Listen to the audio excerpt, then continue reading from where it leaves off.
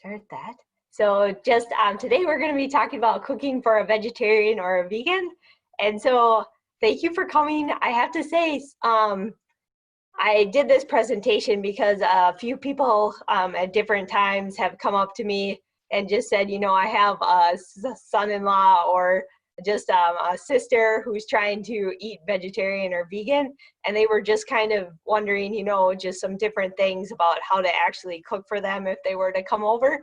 And then also I just wanted to give this so that you can maybe see how you could maybe incorporate some of those meals in your life too, just because it not only can save you money, but it can be good for you, which we'll talk about today.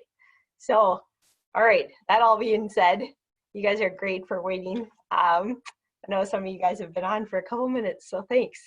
And so my name is Andrea Nicolai, and I work for the University of Florida in the Extension, and I'm a Family and Consumer Sciences agent. And so I teach food and nutrition. I'm a dietitian, so that's what I love talking about, food and nutrition. So I could talk to you about that all day. So just today, and this webinar, if you don't use Zoom and stuff like that very much, you can kind of hover over the bottom of the screen, and usually these tools will come up, and then there's these little 3 dots, and then you can click that and you can find the chat box where you could put questions. You could type questions in there if you want, or something I didn't cover and you're, you know, thinking, well, you know, just, I guess anything you have. So I wanted to tell you that's there. I did kind of mute a lot of you, so then if you want to unmute yourself at the end to ask questions, that'd be great. I'm open to that. So just, I wanted to tell you just a couple of things that I have coming up. So I always put all my classes on Eventbrite, and that's where usually you can find different ones that I'm having. And so just, it's been crazy, you know, a lot of them are online now, but I still put them up there. So you can find them there, or I have these coming up, and it looks like one of them that I was gonna do in person is going to go online. So maybe you could listen to that one too. It's gonna be health benefits of herbs and spices, I think. So I'll be posting that, but I have hacking meal planning, 20 minutes, and that's coming up really quickly. And so we got that one too.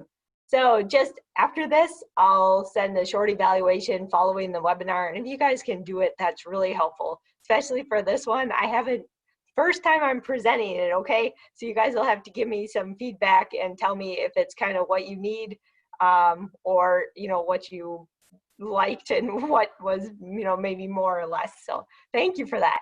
So cooking for a vegetarian or vegan, what we'll talk about today.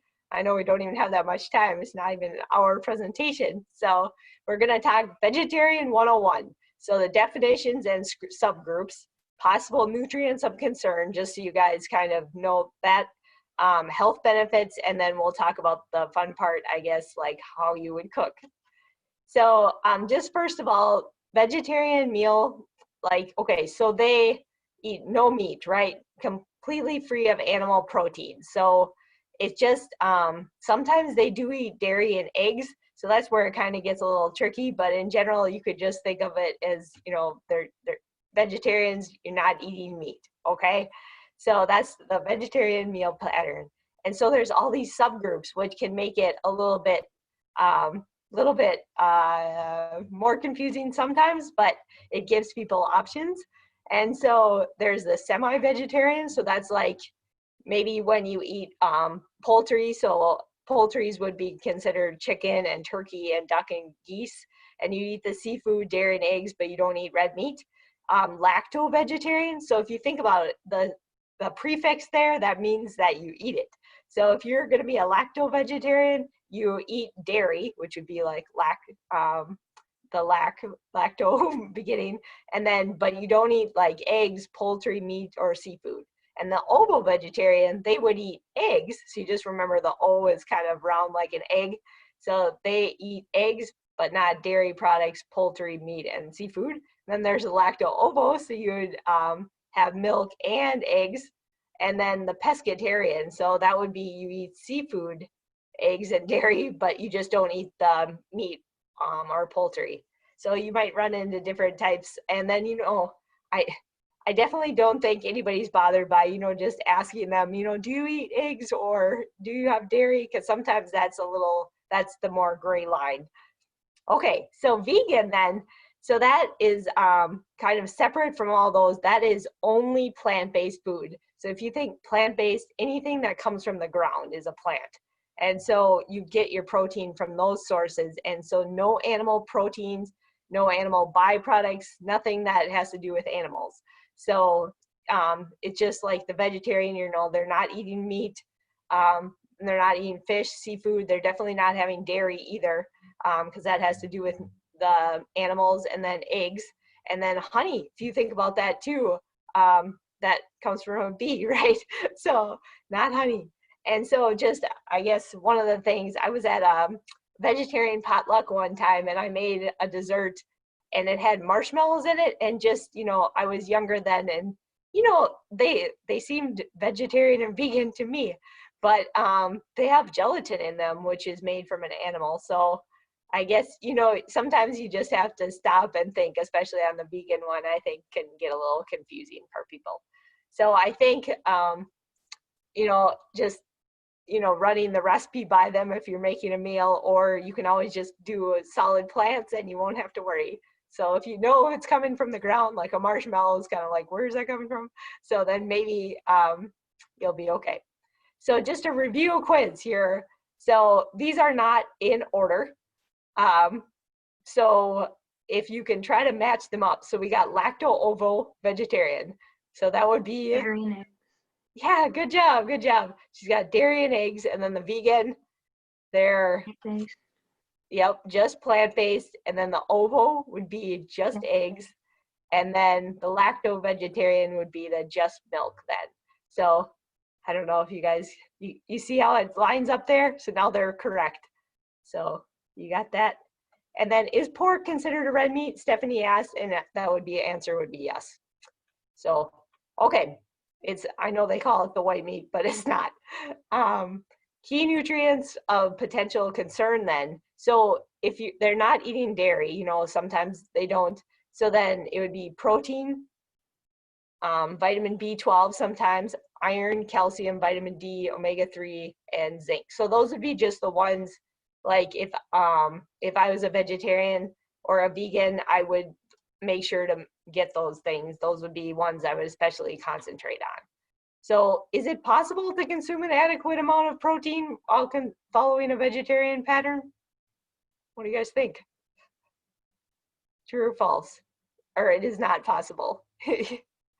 And so it's actually false. Yeah, you can. Thank you. Yeah. She knows. So just with proper planning and a focus on a variety of foods, vegetarian can obtain adequate amounts of protein. So most people in America actually get a lot more than we need. So most vegetarians and vegans get enough just from their diet and making sure you get all the amino acids, just having a variety. And a lot of the times, you know, they might have even more than they need also. So it's kind of a good thing. And you might be kind of wondering, well, exactly how are they getting their protein? So, you know, it usually, just like I mentioned, exceeds or meets the number of protein, just as long as they eat enough calories. Because, you know, if they're not eating enough, you might be deficient in a lot of things. And one thing a lady has asked me, and I used to think myself too, it's just, you know how you might have heard of complete proteins and you have to kind of mix different things together like rice and beans or beans and seeds, or it's hard to remember which ones. But what we found is that just eating a variety of foods throughout the day, it doesn't even have to be at the same meal, and your body can match them up at different times. So if you just worry about just eating a variety of different foods, like, you know, maybe some beans, maybe some nuts sometimes, some grains, which you probably will, then totally will be good. They match up, your body knows what to do. So we used to think, you know, you had to have it the same meal. So you have to have like rice and beans together. And, you know, that can work, but you don't have to. So there's all these different foods that you can use. You can use tofu and tempeh and nuts and seeds and all the beans. And then there's also protein in whole grains. And so sometimes we don't think about that, but if you look at your whole wheat pasta, there's a pretty good amount of protein in there, even the white pasta. So you get it in the grains too, and then especially in eggs, milk, cheese, yogurt, and seafood eaten. So just, I don't want to go into this. I could do a whole presentation on this, and I've seen one. So if you guys are interested in that, let me know in the evaluation, and then I'll know I could do a whole presentation on this. But just how to get those nutrients of concern. So just if you're vegetarian or vegan, or if you know somebody, here's what you can do to meet all those. So B12, it's only an animal-based food. So that can be really hard for vegans, right? They're like not eating any animals, so where are you going to get the B12? But some foods are fortified with this vitamin, and then you can also get it, you can get shots also, so B12, so there's options, I guess, is what I'm trying to say. Fortified things often is what you use. And then iron, so there's non-heme iron and heme iron. So the one in meat is easier to absorb, but you can definitely get iron from plants also. And so there's tips on ways to do that in enriched cereal, like you might look at your cereal and it has iron in there. So that's one way to get it. And then calcium, so that besides dairy is found in dark leafy greens too, like broccoli, and it's found in almonds. So you can get it from plants. And then vitamin D, we can get it from eggs and dairy products, but we also get it from the sun. So you can be okay on that one. So omega-3, that one's another one. Sometimes people, you know, because they're essential fatty acids, we can't make them ourselves. And so you can get those with plants like flaxseed, walnuts, soybean oils, soybeans, and oils such as flaxseed, soybean, walnuts, and then you get it from sea vegetables. And so lots of options with that one. And then zinc is another one sometimes you get from animals, but it's also in cashews, almonds, wheat germ, kidney beans, just to name a few. So these are all things that you can do with a vegetarian then. So reducing the amount of meat can improve your health. So if you guys are just cooking for one and you're gonna have a lot of meat yourself or something, you know, maybe it would be okay to just every once in a while, you know, have a meal without meat. It can be really, really helpful for you. So it looks like it can help reduce the risk of chronic disease. So heart disease, that's our #1 killer in Polk County and in the United States. And then obesity, it helps people lose more weight than people who eat different ways. And then vegetarians lose the most. And then cancer, and then it helps with type 2 diabetes too. And there are reasons for all these things, which I could go into. I could do a presentation on this too.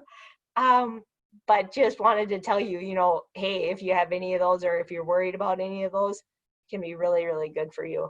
So what it, you know, usually eating a plant-based or less meat can lower your blood pressure and then lower your total cholesterol also, and the bad cholesterol. So not bad. And then vegetarians just usually, they tend to eat fewer calories and then have more fiber, potassium, and vitamin C than other people. So definitely option. And you know, the USDA dietary guidelines, they come out every 5 years, so we're due for another one. But they put out just some meal patterns that would be really good to eat. And they said that the Mediterranean diet is one way that would be excellent. And another one was the vegetarian eating pattern. They were like, that would be excellent. We support it. And so they just listed a few, but that was one of them. So, and then one thing you might consider doing is having meatless Mondays. So it started like all around the world, and it encourages people to eat reduce the meat in their diet then, because it can help your health and then also the planet. And so just maybe you and your husband could try doing some meatless meals, and then we'll talk about that. So how, now that I've, you know, maybe like talked to you about that, and maybe you're even convinced to try it yourself. So how do you cook for one, right? So your friend is one and she's coming over. And so what am I gonna make? So mini meals are already vegetarian or vegan, so you won't even have to worry, right? And then others can just be easily made vegetarian or vegan. And so you can do it that way. And then there's the third option would be to take recipes that you have. So say you have a family favorite, and then you could modify them just using vegetarian or vegan ingredients. So the vegetarian, I would say, is a lot easier than the vegan, just because you know, you just have to worry about some different smaller things. But definitely all can be done and be delicious too. So here are some meals to consider, okay? So I just wanted to give you some ideas that were some that are already, you know, vegetarian or could easily be made vegetarian. So there's meatless chili. So that'd be like, you put a bunch of vegetables in there and tomatoes and beans. And then there's pasta with vegetables. So you could do it instead of the meat. And then pasta with marinara or pesto sauce. That would be a winner also. And then we have ones like veggie lasagna. So you just leave out the meat, and then if they're vegan or if they don't eat dairy, you would leave out the cheese, and I'll talk about substitutions for that. Or you could just make it without. It would be delicious. It'd be kind of like the spaghetti, you don't put cheese in spaghetti always. So bean tacos or burritos. So how you might make chicken tacos, but you could also make them with beans and vegetables. And then vegetable fajitas would be a good idea. So here we have some more. I'm just gonna list some more. So vegetarian stir fry. So it's like, how you might do chicken stir fry or a shrimp stir fry, but you just do extra vegetables. So if you guys ever go to the Chinese restaurants, you know how they have just like the broccoli and vegetable option. So you can just do that and be really delicious. So peanut butter and jelly sandwich. If all else fails, you just whip that out. You got a meal right there. And then veggies, like in hummus, kind of like in this wrap right here that I have pictured. And this one actually has cheese, but you could just leave that out. And you can use hummus, which is ground chickpeas. So that would be plants also. Okay, so here we have a couple more. So it's a veggie pizza. This one has feta, but you could definitely leave that off.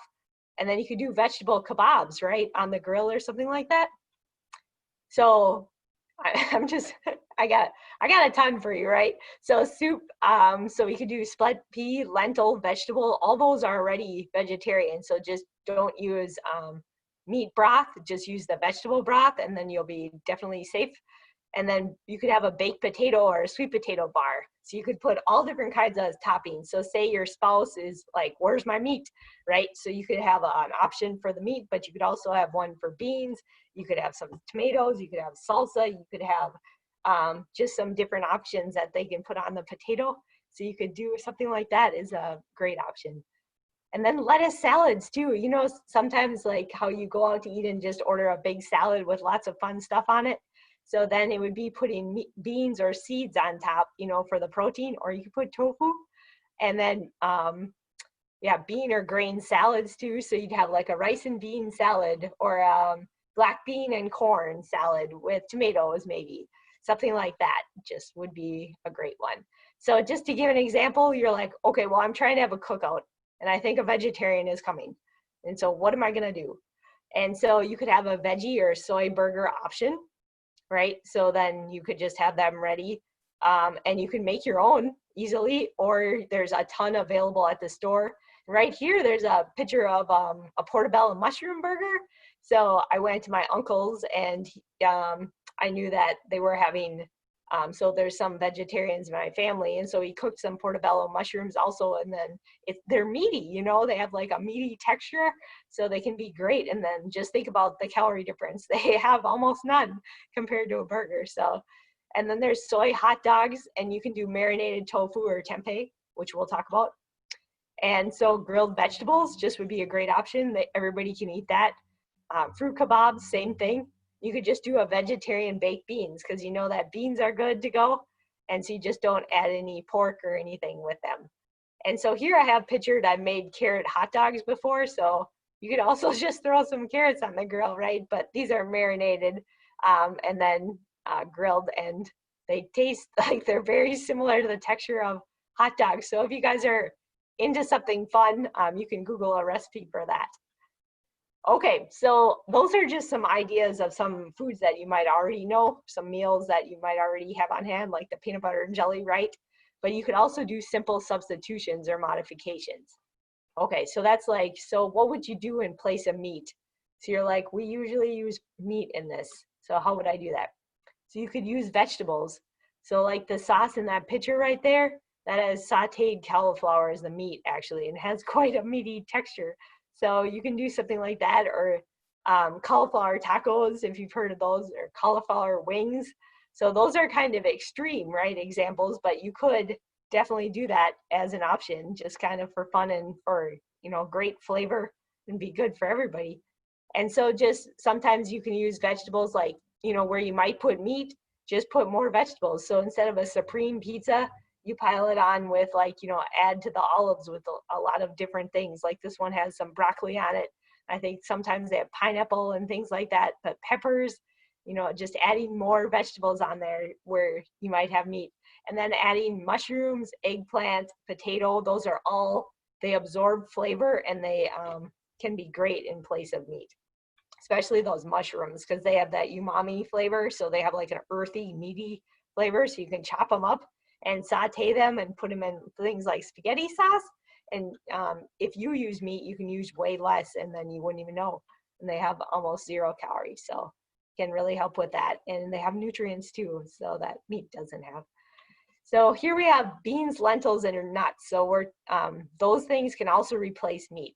So you think about like sloppy joes, right?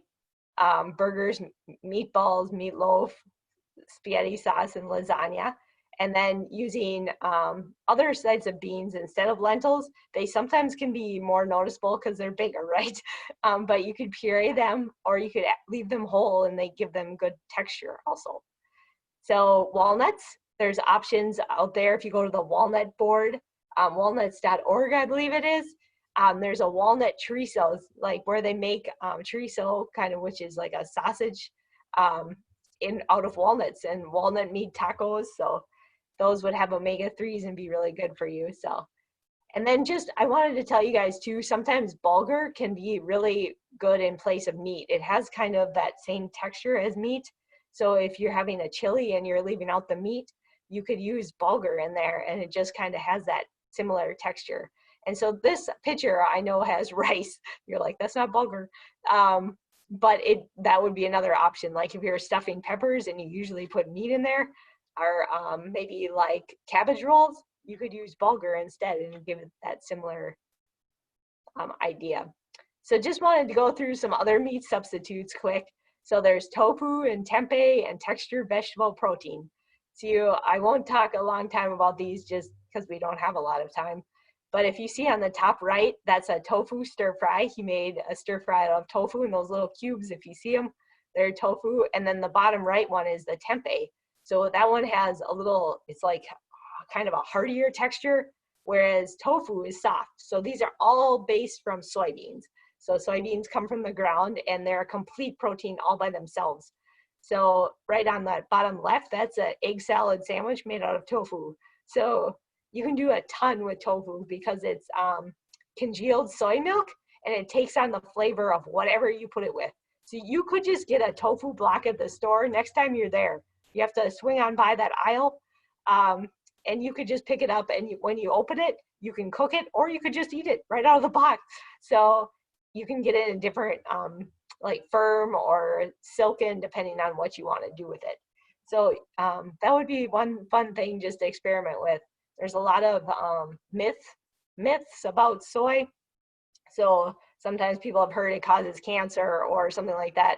And those, it actually decreases, it's really good for your heart and decreases your risk of cancer. So I was looking what they found. So you're okay with soy. All right, so just some other meat substitutes. I wanted to just give you some other options. There's seitan, and it's made from wheat gluten. So that's an option. I've had a whole Thanksgiving turkey made out of that, and it has high protein, and it looks just like a turkey. It has that very meaty texture. And then there's the Impossible Burger. You might have heard of these, the Beyond Meat, or there's Smart Dogs. So there's lots of options at the store too that work. And then jackfruit. So that lady on the far right, she's holding one, but there's little pods inside of it, and it's a fruit, but it mimics the texture of pulled pork when you take it out. So you can buy it canned and you can make pulled pork, or like at Publix, I know for sure, I think Walmart too, they sell these barbecue jackfruit packets. So you can actually get it and make kind of a barbecue sloppy joe just with jackfruit. That would be vegetarian and vegan. Okay, so just a quick black bean formula. I know we only have a few minutes left, so just an idea, you could do 2 cups of beans, then it adds a half cup of cooked grains and a half cup of oats, and you can mash it together and add some flavor. So I'm holding a peanut butter and jelly black bean burger at this restaurant, so you can have lots of fun. That's just what I was trying to get a point of across here. And so just quickly, I guess, we'll go through eggs, butter, and milk. So just in general, then you can always do the options that don't have those, just to, so you don't have to worry about it. But, in place of butter, then you could use oil, or you could use coconut oil, or there's vegan options available. And then that milk, you might have heard of almond milk or soy milk or rice milk. So you could just easily substitute those anytime it calls for milk. And then you'll be vegetarian and vegan, so you're safe. Instead of cream, say you're like, I really want to make this cream soup, cream of mushroom, what am I going to do? So then you could puree vegetables, like potatoes work really well, or chickpeas or white beans. You could also use that tofu that I was talking about, and you could just puree it up and it gives it the thicker texture. And this one, actually, that soup that's there, it's parsnips and pear pureed. And so that's what makes it, there's no cream in that at all. And then eggs, a lot of times you can eliminate them, just eliminate them. But sometimes you do need them. And so there's different options and substitutes for them. And there's also a thing I have listed at the bottom is energy egg replacer. So you can buy that, or you can use things like, adding extra baking soda and water, or you could use flax, they call them flax eggs. So you'd use like a tablespoon of ground flaxseed and then water. So you can always do these things if you don't have eggs on hand. So it's kind of fun, good for you with no cholesterol, right? But eggs are not bad, so we're okay either way. So cheese, so you can buy vegetarian cheeses in the store, or you can use something like nutritional yeast. So you might have heard of that. So that's an option. You could look into that. Cashew cheese, you can make cheese out of cashews, sweet potato and carrot, and then crumbled tofu. So that's like, if you're making lasagna, sometimes crumbled tofu, you can use it in place of ricotta. So there's that tofu again. I'm gonna drive you going to the store, right? So just some other really quick ones to consider. So, we talked about the vegetable broth in place of chicken. So maple syrup and agave in place of the honey, because, maple syrup comes from trees, right? And agave comes from a plant. And then if you're vegan, just, make sure to check some of the breads and crackers and rolls, just because sometimes they use eggs or butter. Most of the breads are vegan, the breads that you'll buy in the store, but sometimes you might find one that has a dairy product like whey, which comes from dairy. And so just talking about the dairy then, chocolate, you're like, chocolate, what the heck, right? So chocolate by itself, it's definitely vegan, vegetarian. But sometimes if you're vegan, sometimes with chocolate, they add in milk, right? So like milk chocolate chips, right? So that would be something, if you're vegan, you would stay away from. So chocolate straight up by itself, it's just complete, plant. And then a lot of the higher quality chocolates, they just have cocoa butter, and cocoa butter is made from the cacao. So that's made from a plant. So that's separate. That's a plant. And sugar, and then vanilla, and those are all from plants. So we don't have to worry. And then if you get like those unsweetened baker's chocolates, the ones in the box, I don't know if you know what I'm talking about, but those are definitely always vegan and vegetarian too. So it's just whatever is added. So sometimes they'll add in milk, and that's what you have to be careful with. So just, I think I have 2 slides left. So someone coming over. So here's some snack ideas. And these are all vegan. So you could just do, put out some veggies and some hummus. So you could always have fruit. You're safe with that. Nuts and seeds, terrific options too. You could do a trail mix with dried fruit. Edamame, so that's soybeans again, immature soybeans. Then we have popcorn and salsa, guacamole, and then things like, candies like Sour Patch Kids. They are vegan, but I would stick with the things above that if you can. So here's just one recipe. Just, you could take a banana to make ice cream. You might have heard of that. And then that dip right there, if you see it pictured, it's made out of just bananas and cocoa powder. So you just puree them, and you can make a dip. Sometimes you need a little bit of almond milk or something to make it puree, but that'd be a delicious idea. So in summary, that was a really lot in a half an hour. So thank you guys all for staying with me. So the vegetarian, it's considered a healthy option, right? Can reduce the risk of some diseases. And you can easily change some of the meals to make them vegetarian by just leaving out the meat or substituting it. And then vegan, it can be a little trickier, but just stick with the plants. If it comes from the ground, you know, you're good to go. So fruits, vegetables, beans, nuts, seeds. And you can also use recipes that you have right now and then just substitute vegetarian or vegan options. So that'd be kind of what we talked about really quickly, but there's definitely options out there. So yeah, there's options for the honey, the eggs, the dairy, and just remember to have fun too. You know, I guess I definitely learned from my marshmallow experience, and you know, maybe you might go through one of those, but it just really can be delicious to eat this way too. So even if you can include some meals, just sometimes with beans, nuts, seeds, plants, that would be really good for your heart. So just wanted to say again, you know, here are some things I have coming up. So always check poke FCS at .eventbrite.com, and then I'll send that evaluation. Here's some of my resources. And then I just wanted to thank you all for coming. So I know we're over a little bit on time. Let me just quick look and see if I have any questions and I'll answer those. And then let everybody go. Oh my gosh, somebody's from San Diego, so thanks for joining. Okay, we answered pork. And nutrition yeast. So I'm hoping to do a presentation on the Mediterranean diet sometime soon. I don't know that I have one scheduled right now, but you can, Old Ways has some great information on the Mediterranean diet if you need that. Yeah, and Denise says that too, just a library too. Carrot hot dogs, yeah, they're really fun. I had some kids really love them too, adults also. Yeah, lentils, they're excellent in spaghetti sauce. My mom, my parents eat meat and they do lentil sloppy joes a lot. They really like that. Okay. So talking about Beyond Burgers.